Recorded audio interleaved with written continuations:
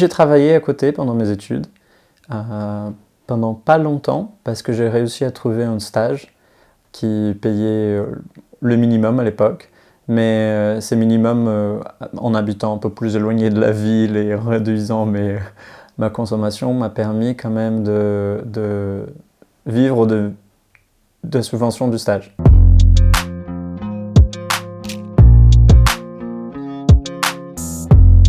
Profiter du fait qu'on est étudiant et qu'on a beaucoup d'offres en tant que stagiaire est essentiel. Si les stages pour un étudiant étranger, ou même pour un étranger qui veut faire un réseau en France et qui peut se permettre de faire un stage, est essentiel.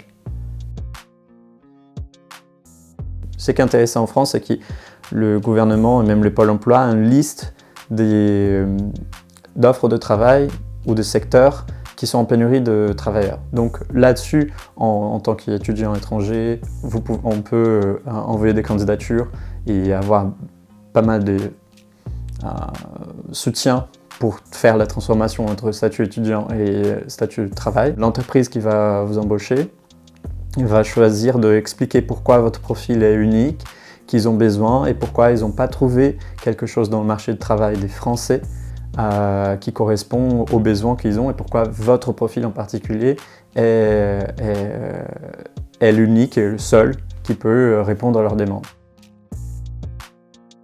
Je pense que finalement tout le monde a quelque chose d'unique, même si par exemple cette chose d'unique n'est pas forcément une compétence développée au sein de 3 masters et un doctorat. Ça peut être une langue cette entreprise-là en particulier veut se développer dans le Moyen-Orient et vous parlez arabe.